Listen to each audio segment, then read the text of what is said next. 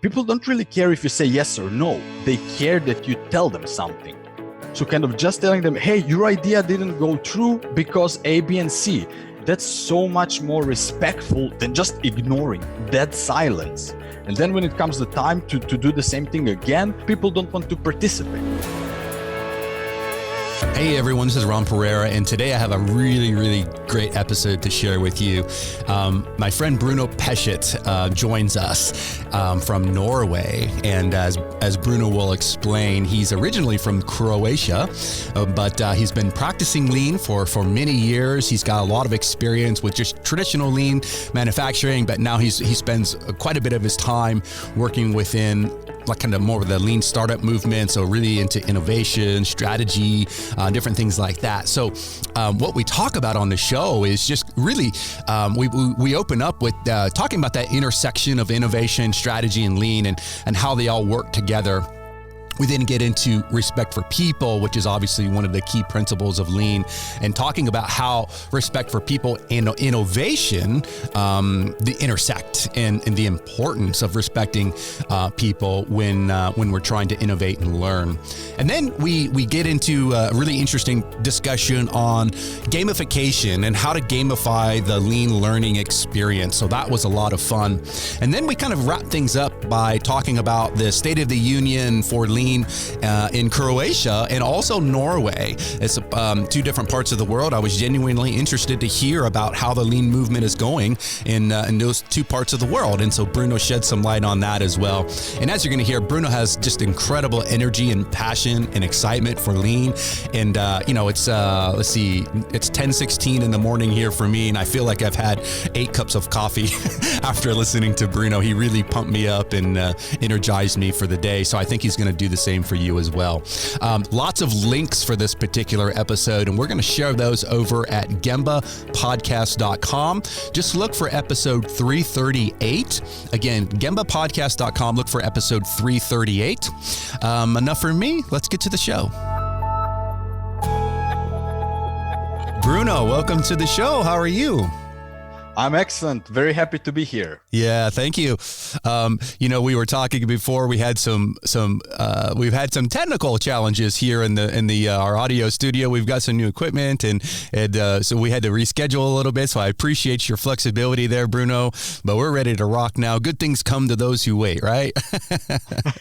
Our listeners aren't waiting because we talk about lean all the time and overproduction, and sometimes I wonder we're like, I don't know, maybe 8 podcasts ahead, So I thought, is this overproduction? But I said, well, we always use the inventory, so we never let any inventory go to waste. I can tell you that. But thanks for your flexibility, though. I know you've listened to the show, and what I want to do is just kind of kick things off with a quote. So do you have one? Yes. I've been thinking, because I have always like a set of quotes I repeat to myself and others, almost like morning affirmations.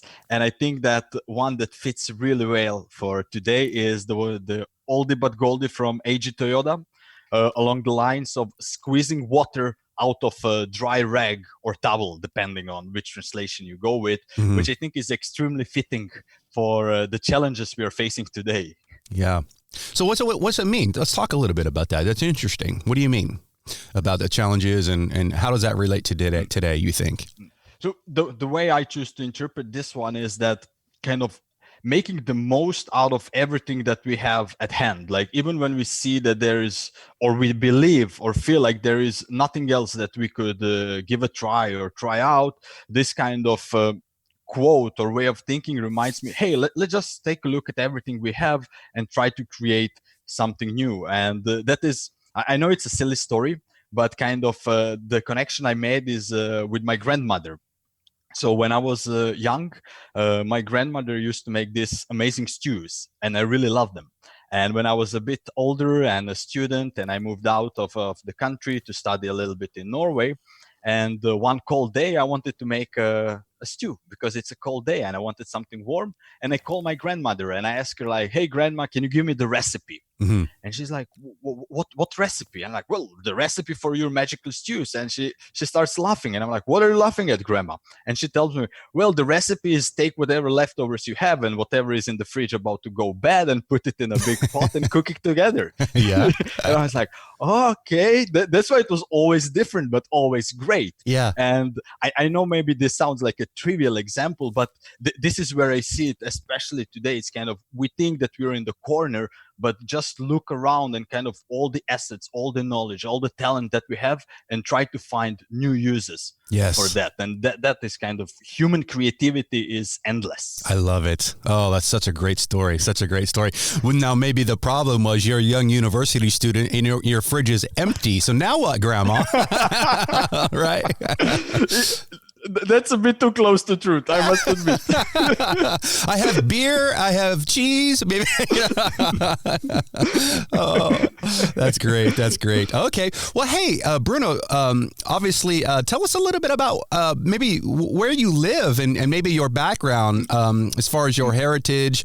You don't sound like you're from New York or anything like that. So, so tell us a little bit about your background.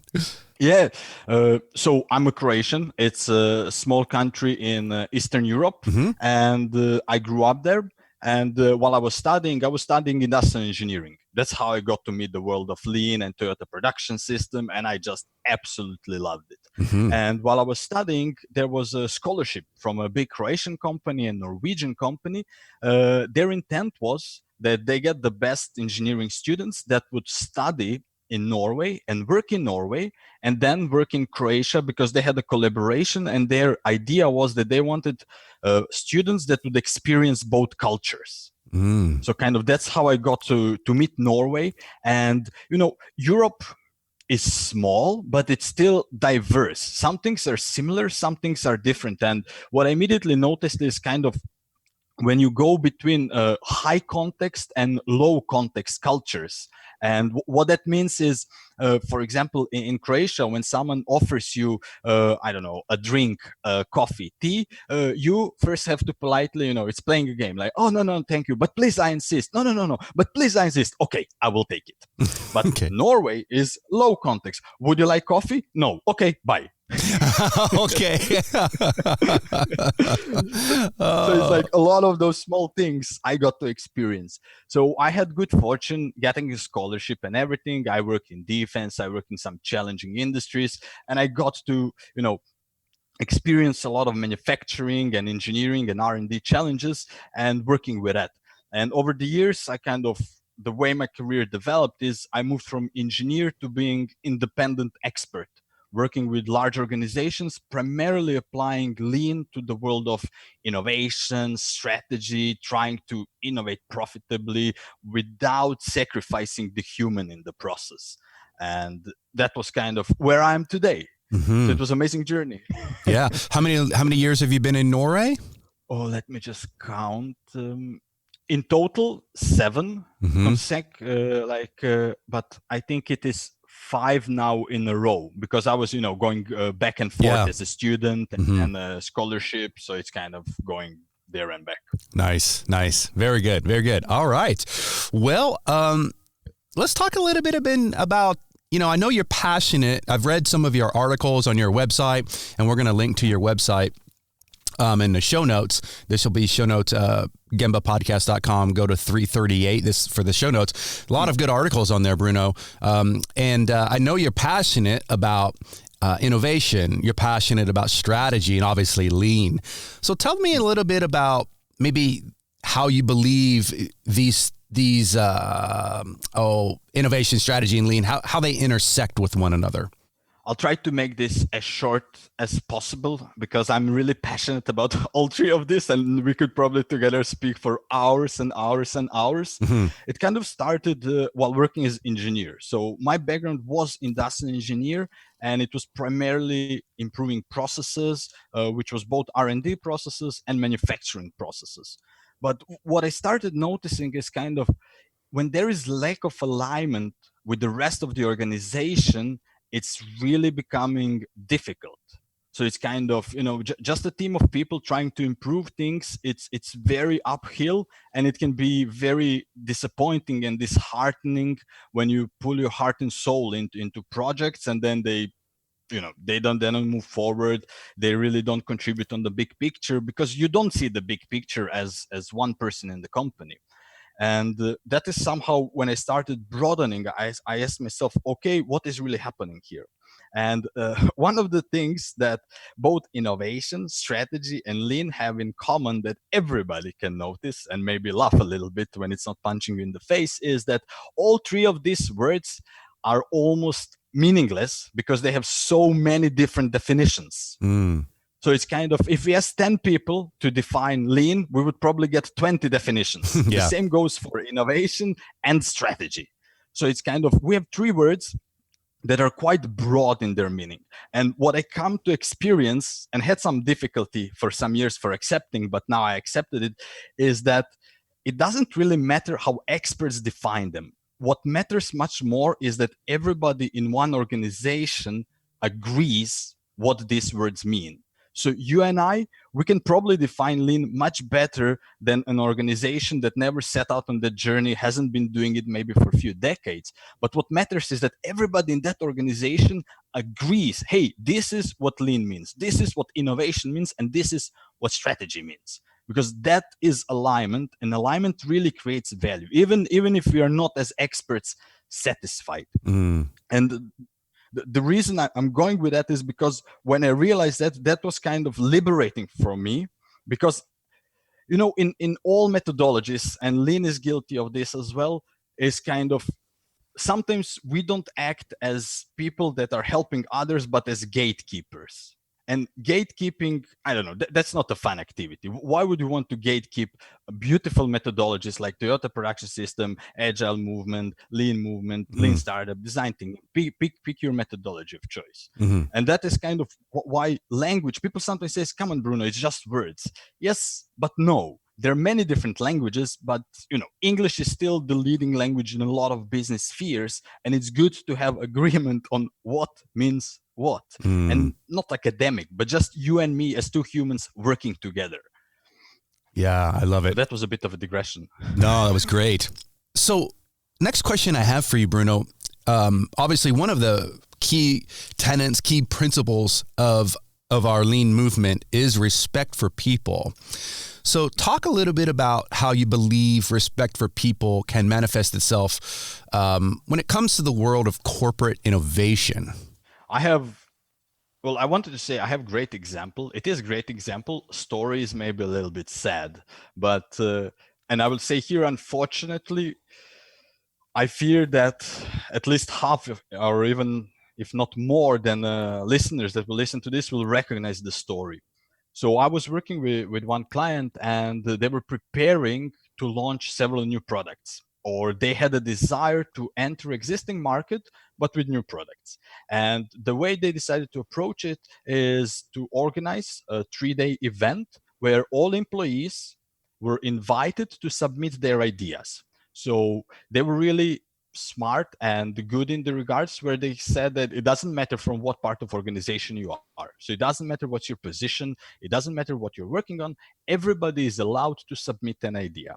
And then it was like a traditional competition. You submitted an idea. If it was selected, you would be invited to the event. There would be talks. There would be a little bit of workshops. People would be working on them. And at the end, it was roughly 80 ideas. And then what happened is something that happens quite often, and is to me one of the most disrespectful things that can happen. So the ideas were taken and people were sent back to their regular job. And then a team of experts or a specially dedicated team was looking at these ideas and prioritizing them and saying, okay, we will take these ideas and we will drop these ideas.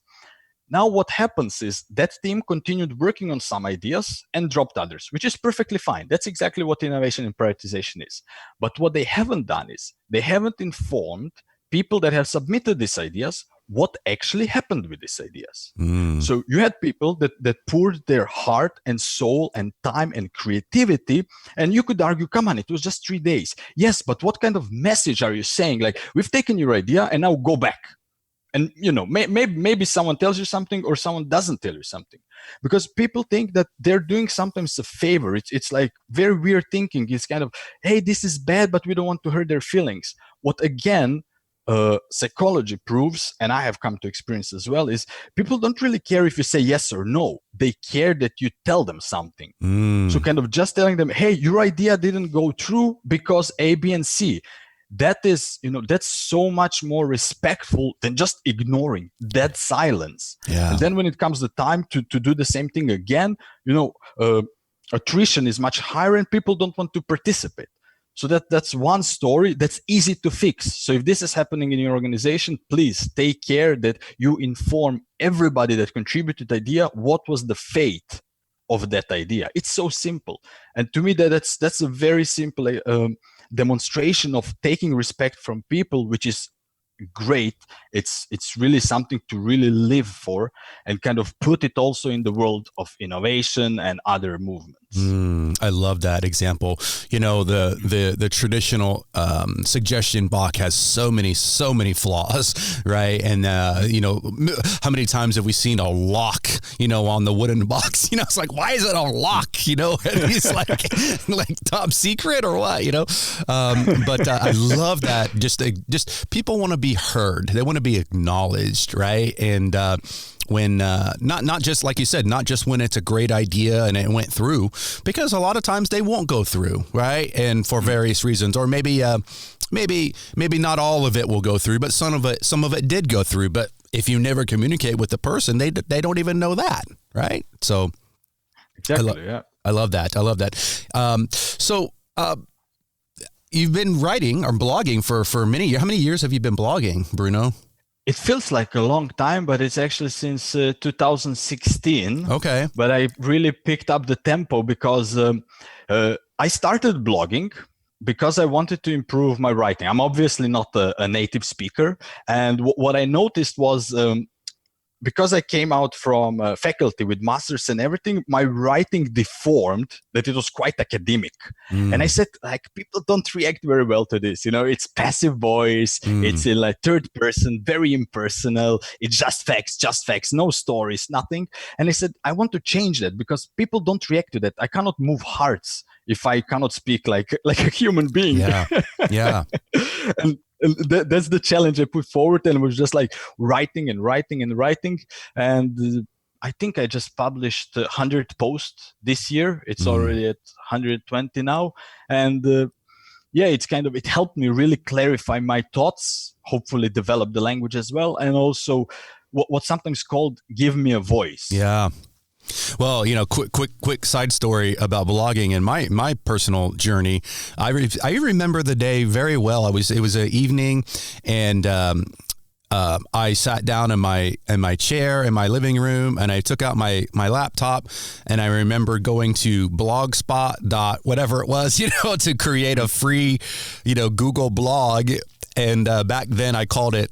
I was like, what should I call it? So I call it Lean Six Sigma Academy.blogspot.com. It's like the longest URL in the history of URLs, but anyhow, I remember I just started writing, I started a blog, and I just started, and like you said, I just wrote like I talked, and I didn't know any better. I wasn't a classically trained, author or anything like that. And next thing you know, I got this little following, and then I moved off of Blogspot and changed the blog to LSS Academy, and one thing led to another, and Gemba Academy really spun out of that. And so I really encourage people, if you're passionate about not just lean, just any topic, start a blog, and start sharing your ideas, because you'll be amazed at how many people, especially if you're telling stories, right?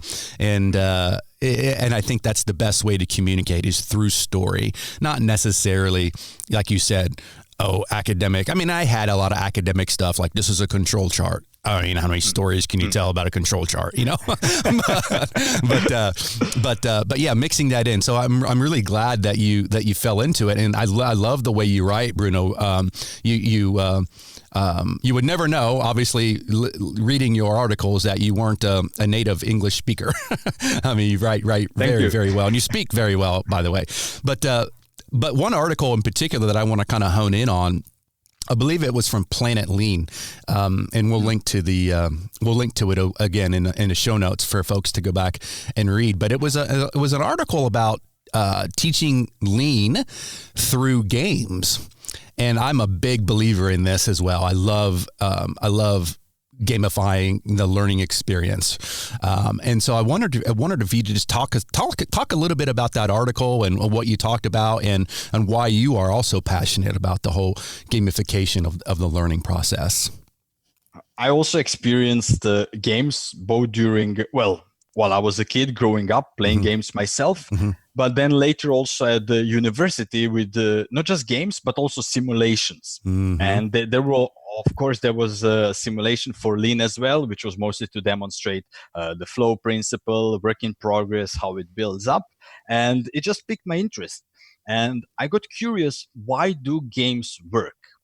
And extremely simplified, games work because even though it's a fake context, fake scenario, the emotions are very real.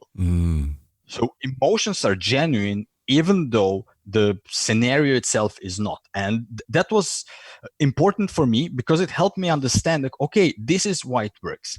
And I started exploring different games, and where I got a little bit surprised, I wouldn't say disappointed, but definitely surprised, is that a lot of those things aren't really games and simulations. So if it's a game, that means that it should be possible to play it without the intent of learning, for example, lean manufacturing or lean startup or something like that. So that was something that Simon and I made a game that's called Playing Lean. And that was what I was also writing about in Planet Lean article, like explaining why gamification works and how we use the lean process to actually make a game itself that's good at teaching. Yeah. So we started from the need. It was, in this case, our own need to teach a specific stream of lean startup. It's like a small grandkid of the old grandpa. Yeah. And we were looking into, there weren't really that many games in the market. So we decided, okay, we like games. Why don't we try to make one ourselves? But let's follow, the process. Let's start from the value. Let's start from the customer, and let's start building from there. So it's kind of, for those that are familiar with the lean startup movement and the jargon, you probably heard like minimum viable product, pivoting, abstract words like that. So I'll make it really tangible with this one. So the first version of the game was literally a cardboard cutout. So it was, colored paper with hand illustrations, because the point was not to make perfectly polished game. The point was to try out game mechanics, and if people are actually learning what we're trying to teach them. Yeah. And then slowly over time, we were adding more and more fidelity, more and more professionalism. And the famous pivot that people are mentioning, is also a very simple concept. So first big launch we failed. It was crickets. No one came, no one bought. Okay, not no one, but so few people bought that it didn't make sense really to continue. But what we realized and what we learned from that failure is that initially we were marketing to wrong customers. We thought that our customers are players. But what we realized in our launch and learned is that our customers were other coaches and experts who want to teach players. When we realized that, then we could add even more value, because what's not so important to players, but is important to experts and consultants, is that the game looks really professional, that it's a highly polished product. Remember, how many lean games did you play that have like a clip art? I mean, there is nothing wrong with that, but if you're making something to sell, if you're making a product that's supposed to deliver value, that's sometimes not enough. Yeah. So we used all that knowledge and iterated over and over and over and over again. And I'm happy to say today that it's a reward-winning game. We won several awards. It's number one in several categories. So I'm very happy for that, especially since it's a fun side project. Yeah. You didn't ask for this, but I genuinely want people to be able to get their hands on it if they want. If folks want to go buy that game or learn more about it, where do they go? Playinglean.com. Wow. How did you get that URL? That's a pretty good URL. I'm surprised that wasn't taken. We were also surprised. Yeah. My business partner, Kevin Meyer, he's got a second job. Sometimes I joke at Gamba Academy. He just goes up and buys up URLs, and keeps them, in case one day he wants to have them. So he missed that one. Maybe it wasn't even available when he looked. But anyhow, no, that's great. That's great. Hey, we've talked a lot about innovation and strategy and different things. I want to take a slightly different direction as we wrap things up. I'm curious to hear from your perspective maybe the state of the union for the lean movement within maybe two parts: Croatia, your original home, and Norway, where you're at now. I would be curious to hear how the lean movement is going in those two places. Okay. So in Croatia, I have to tip the hat to my former professor, Nedeljko Štefanić. So he is almost solely responsible for bringing the world of lean to Croatia. So he established I'm not sure what's the correct terminology in English, but the chair at the university. Okay. So it's under industrial engineering. So he brought in a lot of experts. While I was a student, he actually brought in Toyota, and that's how I got to, as a student, work with Toyota. So he brought in different projects, different speakers from Toyota Motor Corporations to really introduce and show us what Toyota production system is and what lean is. So he's a really big proponent, and he's still active. I'm happy to see that he's still active. So he set up conferences, events, and that is still going strong. So I'm happy for that. How mature is that on a whole national level? I mean, there are always improvements to be made. Yeah. And that's normal. But what's good is that it's alive and kicking and moving forward, and there are both young students and new practitioners coming up. I wish and I hope to see in the future more of communities. So not that he has to pull the full weight of the movement, but that there are more communities popping up. Nice. And in Norway, it's also going strong. There is several forums that are operating. There is a group of young researchers like Daryl Powell and Torbjørn Netland. They published also a book that was published by Routledge. Well, you'll need to cut this out. I cannot remember the name of the book. That's okay. Yeah.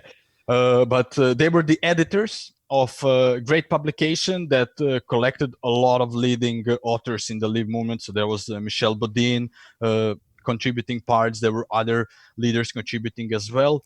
So it's quite a healthy movement in Norway, and a lot of events happening here as well. There is another book that was also part of collaboration. It was Michel Ballet, Øyvind Rekke, Daryl Powell, and few other authors. I think it was something related to Gamba and senseis, but that was also another collaboration that involved Norwegian authors. So it's quite healthy. I'm happy to say. Yeah, fantastic. That's what I love about this movement is it really knows no boundaries now. It's all over the world, Exactly how it should be. Yeah, absolutely. Well, hey, Bruno, this has really been fun. I love your energy. I love your passion. I can tell that you really believe in this, and it's fun to get motivated by folks like you. So thank you for your energy and your passion for our movement. Maybe let's wrap things up with maybe share some final words of wisdom, and then why don't you tell folks how they can best connect with you over social media, your website, whatever it might be. Yes, and before I jump into that, I just want also to express gratitude. So you already mentioned how you started blogging, and I actually do remember those early days. So I was a student, just a pure student, couldn't afford the most expensive lean books and everything, but internet I could. And I remember following your blog, Gamba Pantarei from John Miller. John, I don't remember what was Kevin Meyer's Evolving blog Excellence. Evolving Excellence is what he called it. Perfect.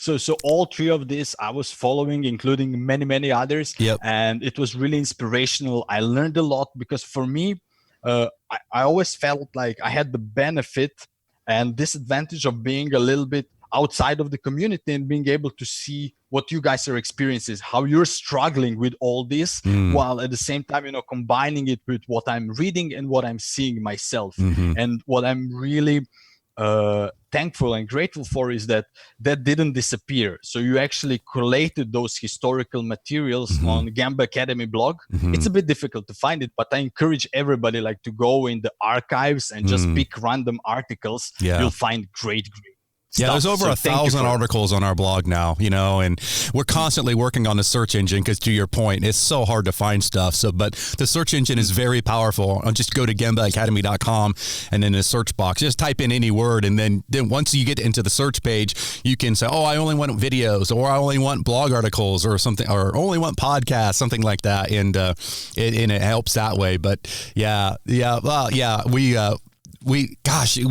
wouldn't, Gamba Academy would not be here. I can safely say 100%. It would not be here today if John, Kevin, and myself, in that order, because I think that was the order. John and Kevin were blogging before I was.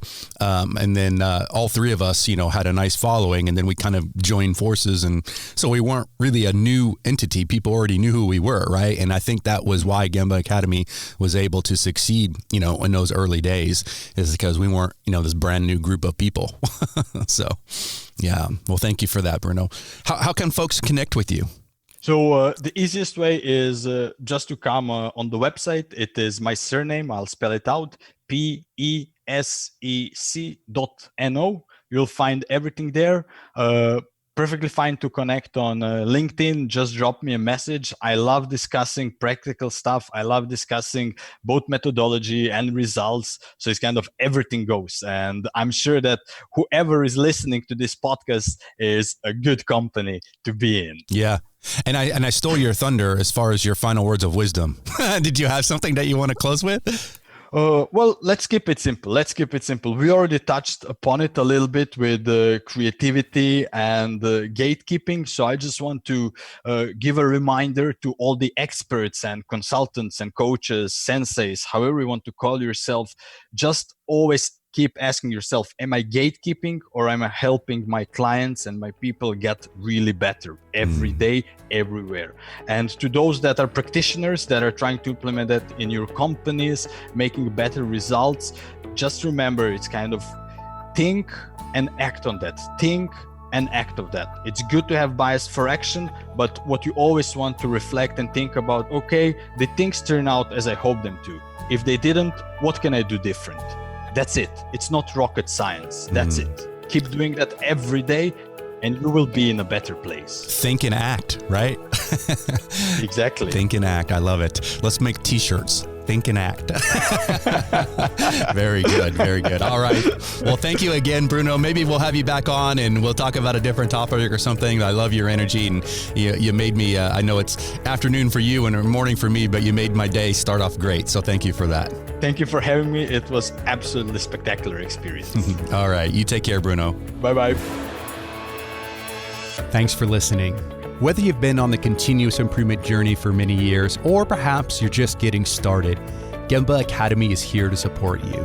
And while we're best known for our more than 1,500 Lean and Six Sigma teaching and virtual tour videos, we also have a team of experienced Lean and Six Sigma practitioners available for one-on-one coaching, as well as a variety of Lean and Six Sigma certification options. To learn more and to schedule a demo, head on over to gambaacademy.com.